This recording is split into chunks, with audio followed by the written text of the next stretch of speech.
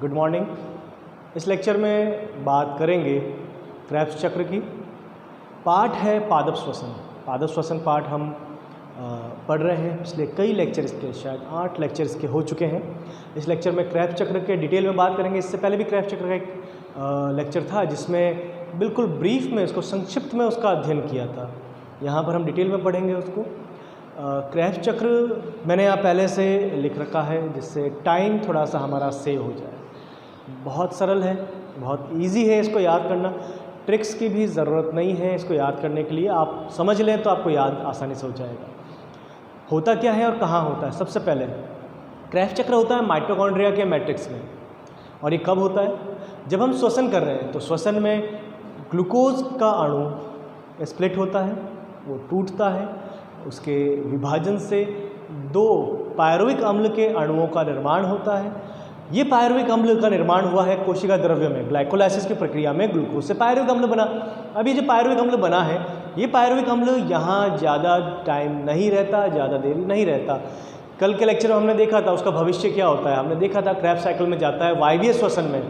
तो Krebs cycle उन्हीं में चलेगा जिनमें वायवीय श्वसन है। जिनमें वायवीय श्वसन नहीं हो रहा उनमें क्रेब्स साइकिल नहीं पाया जाता। तो अब कंडीशन ये है कि क्रेब्स साइकिल वायवीय श्वसन जिनमें हो रहा है उनमें चलेगा। जो भी पायरुवेट बना, 2 अणु बनते पायरुवेट के, एक ग्लूकोज से 2 अणु बनेंगे पायरुवेट के, पायरुविक अम्ल के।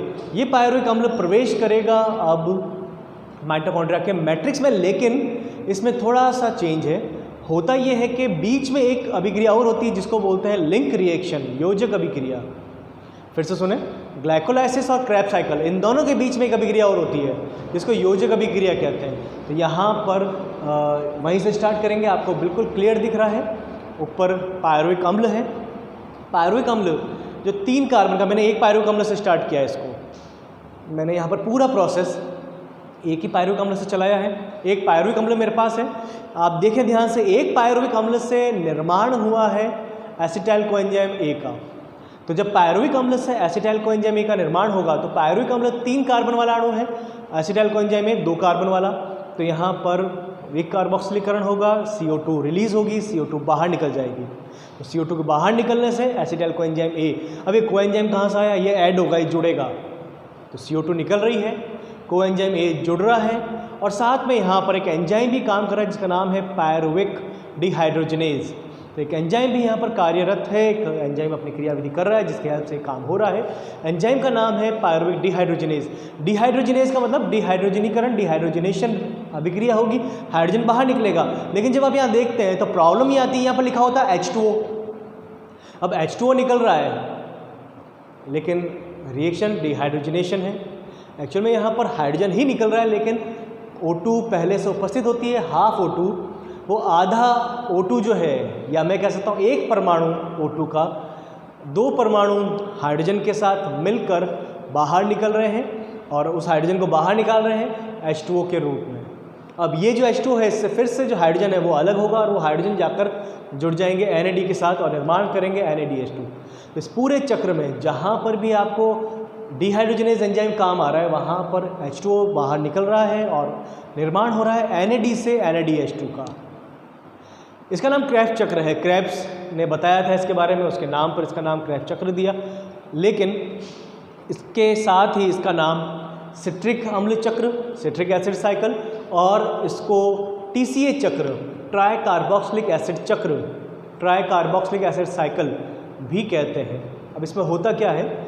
सिंपल सा प्रोसेस है। यहाँ पर जो आपका पायरुविक अम्ल था, पायरुविक अम्ल से एसिटाइल कोएंजाइम ए का निर्माण हुआ। देखें ध्यान से आप, ये पायरुविक अम्ल है, इससे एसिटाइल कोएंजाइम ए का निर्माण हुआ। CO2 निकली है, यहाँ पर वाटर का मॉलिक्यूल H2 निकला है। एक्चुअल में यहाँ पर कोएंजाइम ए जुड़ा है, मैंने बताया अभी। पायरुविक डिहाइड्रोजनेज एंजाइम की अभिक्रिया हुई और NAD से निर्माण हुआ NADH2 का। NADH2 कहाँ से आया? वो H2 वाला जो H2 था वो यहाँ से जुड़ गया।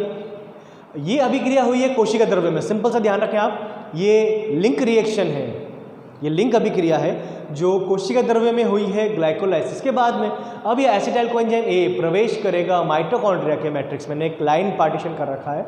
तो अब ये माइटोकॉन्ड्रिया के मैट्रिक्स में प्रवेश करेगा। ये 2 कार्बन वाला है, ये 3 कार्बन का था, एक कार्बन निकल गया, CO2 निकल गई तो 2 कार्बन का बचा। तो 2 कार्बन वाला एसिटाइल कोएंजाइम ए अब अभिक्रिया करता है पहले से उपस्थित 4 कार्बन वाले ऑक्जेलो एसिटिक एसिड के साथ में। तो पहले से यहाँ पर ऑक्जेलो एसिटिक एसिड उपस्थित है, OAA जिसको शॉर्ट में बोलते हैं।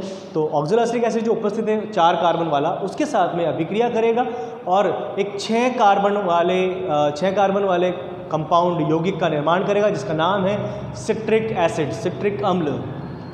सिट्रिक एसिड इस पूरे चक्र का पहला स्थायी उत्पाद है, 6 कार्बन युक्त है और पहला स्थायी उत्पाद है, इसीलिए इसी के नाम पर इस चक्र को सिट्रिक एसिड साइकिल कहते हैं, सिट्रिक अम्ल चक्र कहते हैं। और इसके अंदर 3 कार्बोक्सिलिक एसिड होते हैं, एक कार्बोक्सिलिक एसिड, दूसरा और तीसरा, कार्बन के बीच में बॉन्ड होता है। तो 3 कार्बोक्सिलिक एसिड आपस में एक दूसरे से जुड़े रहते हैं, 3 कार्बोक्सिलिक एसिड इसके अंदर उपस्थित होते हैं, इसीलिए इसे TCA चक्र भी कहा जाता है। तो आप पहले तो नाम का ध्यान रखें, क्यों इसका नाम क्रेफ्ट चक्र है, क्यों इसका नाम सिट्रिक एसिड साइकिल है, क्यों इसका नाम TCA साइकिल है।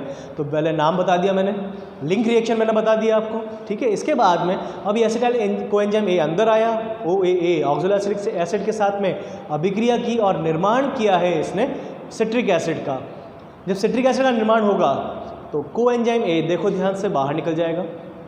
यहाँ पर कोएंजाइम A बाहर निकल जाएगा, वहाँ पर वाटर मॉलिक्यूल निकला था, यहाँ वाटर का मॉलिक्यूल ऐड होगा। तो सिंपल सी कंडीशन है, कुछ भी नहीं हो रहा है यहाँ पर वाटर का मॉलिक्यूल ऐड हो रहा है और कोएंजाइम A बाहर निकल जाएगा। कोएंजाइम इसमें नहीं था। अब यहाँ जो सिट्रिक एसिड बना है, इससे निर्माण होगा आइसोसिट्रिक एसिड का। देखिए ध्यान से, सिट्रिक एसिड से निर्माण होगा आइसोसिट्रिक एसिड का, लेकिन ये निर्माण 2 पदों में हो रहा है, 2 चरण में हो रहा है। पहला चरण जहाँ पर इससे निर्माण होगा सिस एकोनिटिक एसिड का और उसके बाद में निर्माण होगा आइसोसिट्रिक एसिड का। सिंपल सी कंडीशन है। यहाँ पर फेरस भी काम आ सकता है, आता है काम। सिट्रिक एसिड से निर्माण हुआ सिस एकोनिटिक एसिड का और सिस एकोनिटिक एसिड से आइसोसिट्रिक एसिड का निर्माण होगा एकोनिटेज एंजाइम की उपस्थिति में। क्योंकि ये 2 बार इसलिए लिखा है मैंने, क्योंकि पूरा एक ही तो है, ये एक ही है लेकिन 2 पदों में हो रही है, एक ही अभिक्रिया लेकिन 2 चरणों में यह अभिक्रिया हो रही है, इसलिए मैंने 2 बार एकोनिटेज एंजाइम यहाँ पर लिखा है। तो आप इस चीज़ को ध्यान रखें बिल्कुल, जल का अणु कहाँ जुड़ रहा है, कहाँ निकल रहा है, यहाँ पर निकलेगा, यहाँ जुड़ेगा, अगले में फिर निकल जाएगा, लेकिन वहाँ पर H2 निकलेगा, हाइड्रोजन निकलेगा। यहाँ पर जल का अणु है ये, लेकिन आगे वाले में देखो आप ध्यान से, यहाँ जो मैंने H2O लिखा है, ये H2O लिखा है मैंने, यहाँ मैंने H2O हाफ O2 भी लिखा है। तो कंडीशन क्या है वो आप ध्यान से देखें एक बार। यहाँ पर अब आइसोसिट्रिक एसिड बना है, ये सारे 6 कार्बन के थे। सिट्रिक एसिड 6 कार्बन का, सिस एकोनिटिक एसिड 6 कार्बन का, आइसोसिट्रिक एसिड 6 कार्बन का। अब जो अगला बना है ऑक्जेलो सक्सेनिक एसिड, ऑक्जेलो सक्सेनिक एसिड भी 6 कार्बन वाला एक अणु है। ऑक्जेलो सक्सेनिक एसिड से अब आगे निर्माण होगा अल्फा कीटो ग्लूटारिक एसिड का। इस पद के अंदर, इस अभिक्रिया में जब अल्फा कीटो ग्लूटारिक अम्ल का निर्माण हो रहा है तो एक CO2 बाहर निकलेगा।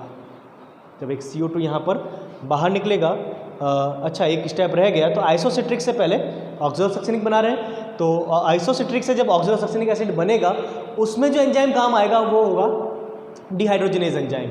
वहाँ पर डिहाइड्रोजिनेज एंजाइम काम आएगा। अब डिहाइड्रोजिनेज कौन सा, जैसे हमने यहाँ पर पायरुवेट डिहाइड्रोजिनेज लिया था, उसी तरह यहाँ पर आइसोसिट्रिक डिहाइड्रोजिनेज। तो आइसोसिट्रिक डिहाइड्रोजिनेज एंजाइम की उपस्थिति में H2 निकल रहा है O2 के साथ में, H2O। अब जो हाइड्रोजन निकला है वो जुड़ जाएगा NAD के साथ में जो पहले से उपस्थित है। ये NAD उस H2 के साथ मिलकर निर्माण करेगा NADH2 का।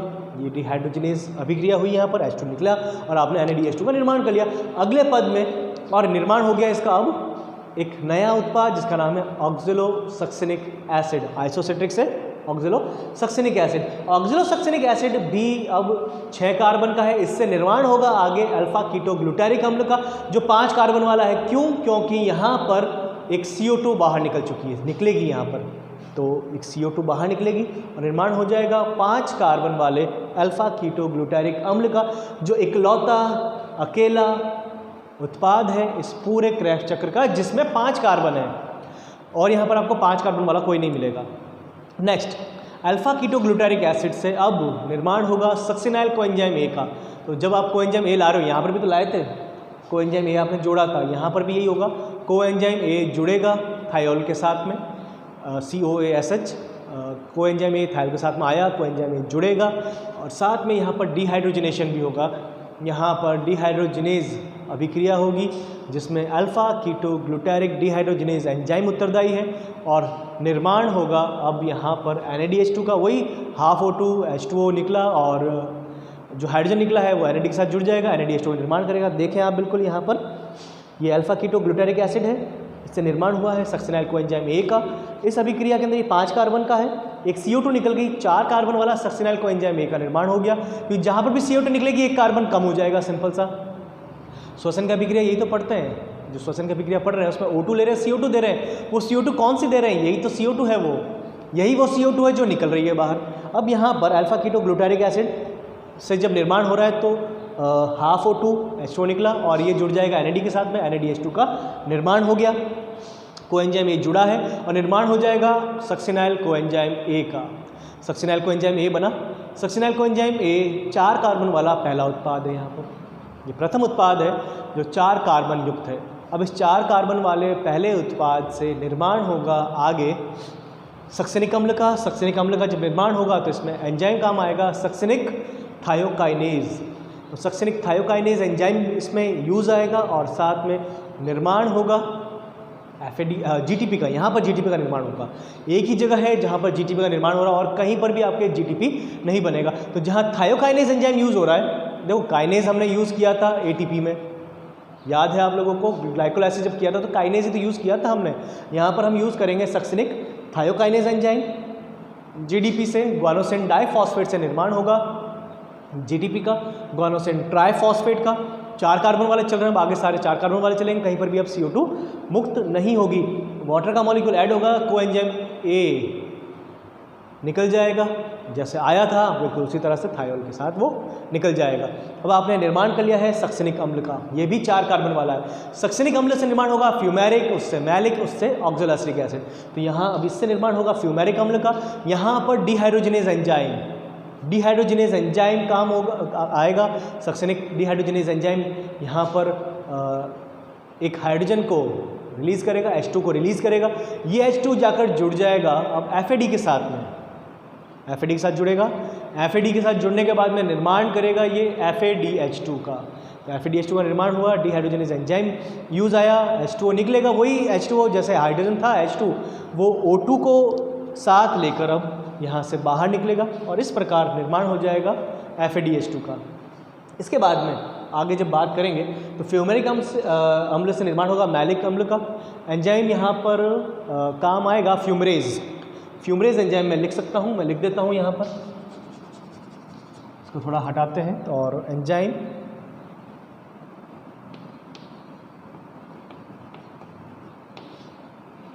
फ्यूमरेज एंजाइम यहाँ पर काम आएगा, जो फ्यूमेरिक अम्ल को चेंज करेगा मैलिक अम्ल के अंदर। एंजाइम सब जगह इंपॉर्टेंट है, एंजाइम सारे इंपॉर्टेंट हैं, सब जगह इंपॉर्टेंट है और सरल है याद रखना। कैसे याद रखना ये मैं भी बता दूंगा आपको। एक बार मैं एक्सप्लेन कर रहा हूँ इसको, इस पूरे को एक्सप्लेन करने के बाद में मैं आपको ये बता दूंगा इसको याद कैसे करना है, किस तरह से आप इसको अच्छे से बिल्कुल सरलता से याद कर सकते हैं। रटने की ज़रूरत नहीं है, आपको बस याद होना चाहिए यहाँ पर क्या चीज़ें बन रही है, कितने पदों में पूरा हो रहा है, इसका सेंट्रल आइडिया, इसका कंक्लूजन अगर आपको पता है, इसकी समरी आपको पता है तो आप पूरा इसको कर सकते हैं। तो यहाँ पर फ्यूमरेज, यहाँ पर जल का अणु ऐड कर सकते हो आप लोग।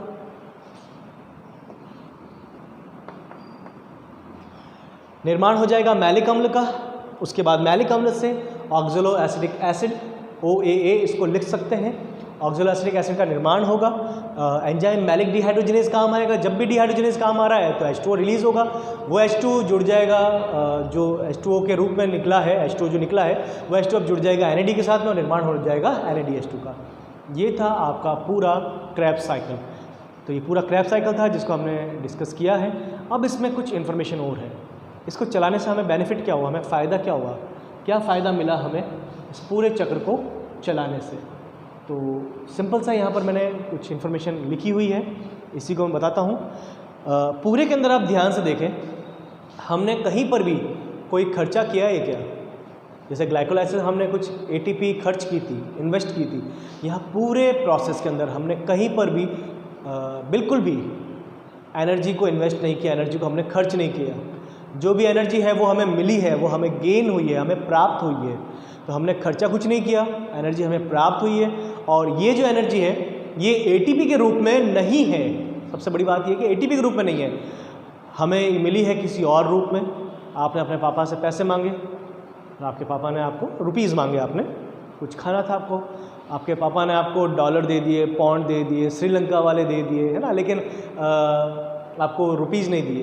तो जो भी मिला है वो काम तो ले सकते हो, उसमें रुपीज़ है, आपको उसको कन्वर्ट करना पड़ेगा। तो यहाँ पर भी वही कंडीशन है, NADH2 है, FADH2 है, GTP है। GTP को यूज़ हो जाती है कहीं पर हमारे बॉडी के अंदर। NADH2 FADH2 को हमें कन्वर्ट करना होगा। एक NADH2 से 3 ATP मिलते हैं, एक FADH2 से 2 ATP प्राप्त होते हैं। तो आपको ये ध्यान रखना है किससे कितना प्राप्त हो रहा है, उससे आप कैलकुलेशन कर सकते हो। अब आप कैलकुलेट करो टोटल पूरा जितना बोर्ड पे दिखा हुआ। मैं लिंक रिएक्शन और क्रेब्स चक्र को साथ में लेकर बता रहा हूँ। तो जब हम साथ में लेकर इसको डिस्कस करेंगे तो उस कंडीशन के अंदर सबसे पहले आपके पास में यहाँ पर इस पहले स्टेप में एक NADH2 यहाँ मिल रहा है, दूसरा आपको यहाँ मिल जाएगा, तीसरा आपको प्राप्त होगा यहाँ पर, और चौथा NADH2 यहाँ पर। तो 4 NADH2 है यहाँ पर, टोटल 4 NADH2 आपको मिल रहे हैं। उसको छोड़ें जो अभी मैंने लिखा है वहाँ, उसको ध्यान मत दें। मैं एक बार जो बता रहा हूँ उसको देखें, फिर वो जो लिखा वो भी मैं बता दूंगा आपको। तो 4 NADH2 आपको यहाँ पर क्लियरली विजिबल है, 1 2 3 4। तो 4 NADH2 मिल रहे हैं। 1 से 3 ATP मिलते हैं, तो 4 से कितने मिलेंगे, 4 को 3 से गुणा करेंगे, 4 3 12, तो 12 ATP हो गए। इसके बाद में अब आपको FADH2 कितने मिल रहे हैं, यहाँ देखें ध्यान से, पूरे चक्र में एक FADH2 मिल रहा है, पूरे में एक ही FADH2, इसके अलावा कहीं पर भी FADH2 नहीं है। तो आपको एक FADH2 से 2 ATP मिलेंगे, तो 12 और 2 14, 14 हो गए। एक GTP एक ATP के बराबर होता है, तो यहाँ पर 12 और 2 14 और 1 15, टोटल 15 ATP आपको मिल गए यहाँ पर। तो 15 ATP यहाँ मिल रहे हैं, लेकिन मैंने आपको ये कहा था ग्लाइकोलाइसिस में हमें मिलते हैं 6 या 8, यहाँ मिलने चाहिए 30, जबकि मिल रहे हैं 15। अब 15 कहाँ गए बाकी के? तो सिंपल सी चीज़ आप ध्यान दें, हमें ग्लाइकोलाइसिस में 2 पायरुविक अम्ल मिले थे, लेकिन मैंने एक क्रेब्स साइकिल चलाया है 1 पायरुविक अम्ल से। ये एक ही पायरुविक अम्ल है, मैंने इसका आगे 2 नहीं लिखा है। तो 1 पायरुविक अम्ल से हमें 15 ATP मिल रहे हैं। 2 पायरुविक अम्ल होते हैं तो हमें 30 ATP मिलते हैं, और 30 + 8 38, 30 + 6 36। तो इस तरह से हमें 36 या 38 ATP प्राप्त होते हैं पूरे श्वसन के अंदर। ठीक है, ये अभी हमें NADH2 FADH2 मिला, इनको हमें कन्वर्ट करना पड़ेगा आगे। अब ऊपर जो मैंने लिखा है वहाँ पर वो क्या है, वो क्यों अलग है, जो मैंने अभी कैलकुलेशन बताई। प्रॉब्लम क्या है, ये लिंक अभिक्रिया है, लिंक अभिक्रिया को अलग ले लेंगे बिल्कुल। तो जो लिंक रिएक्शन है उसको हम अलग लेंगे। तो इसके अंदर जब हम 2 पायरुवेट से करेंगे, तो 1 पायरुवेट से है तो 1 NADH2 है, 2 पायरुविक अम्ल होते हैं तो यहाँ पर 2 NADH2 होते हैं। तो मैंने योजक क्रिया के अंदर 2 NADH2 लिख दिया। मैं इसको भी कलर थोड़ा चेंज कर देते हैं इसका।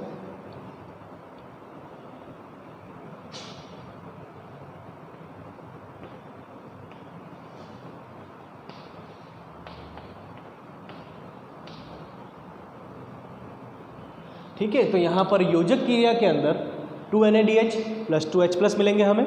तो यहाँ एक ही मिल रहा है, उसका कारण समझ में आया आप लोगों को? उसका कारण ये है कि यहाँ पर 1 पायरुविक अम्ल है, तो 2 पायरुविक अम्ल होंगे तो उससे 2 मिल जाएंगे, तो मैंने 2 लिख दिए यहाँ पर, सिंपल सी चीज़।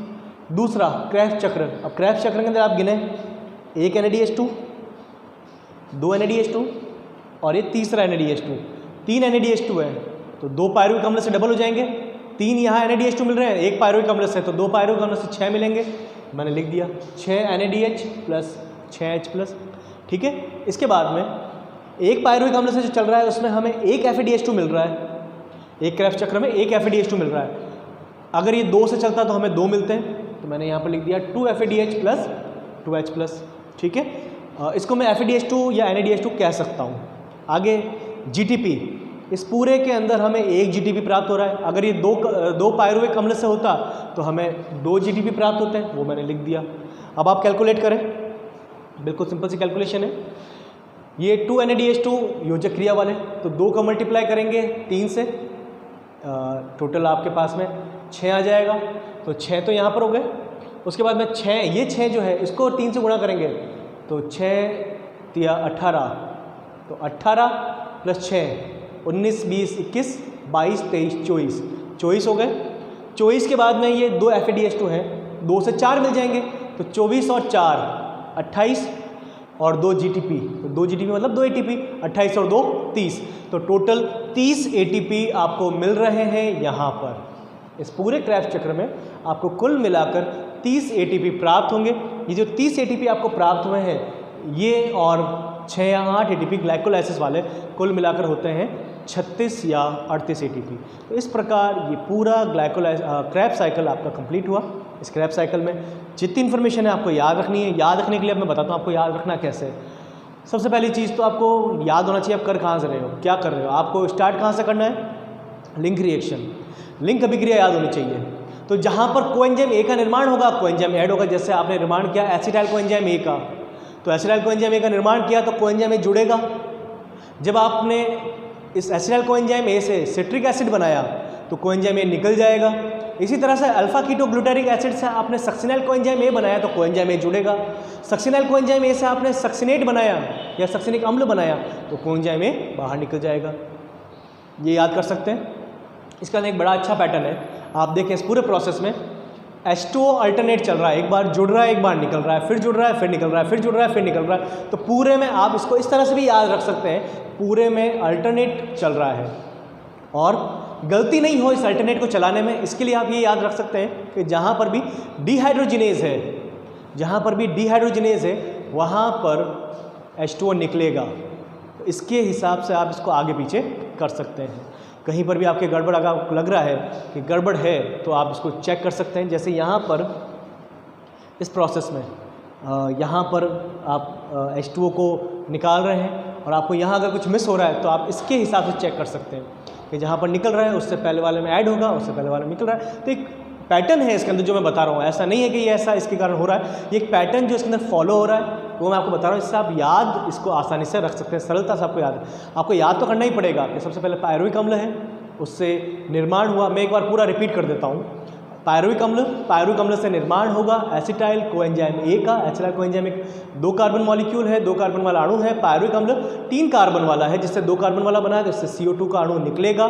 साथ में यहाँ पर डिहाइड्रोजिनेज एंजाइम है, डिहाइड्रोजिनेज एंजाइम की उपस्थिति में H2 निकलेगा। वो H2 जुड़ेगा NAD के साथ में और निर्माण करेगा NADH2 का। इसके बाद में ये एसिटाइल कोएंजाइम ए प्रवेश करेगा अब माइटोकॉन्ड्रिया के मैट्रिक्स में। माइटोकॉन्ड्रिया के मैट्रिक्स में पहले से उपस्थित OAA ऑक्सोएसिलिक एसिड जो 4 कार्बन वाला है उसके साथ जुड़ेगा और जुड़ने के बाद में निर्माण करेगा एक 6 कार्बन वाले अणु का जिसका नाम है सिट्रिक एसिड। सिट्रिक एसिड पहला स्थायी उत्पाद है इसका, इसीलिए उसी के नाम पर इसको सिट्रिक एसिड साइकिल भी कहते हैं।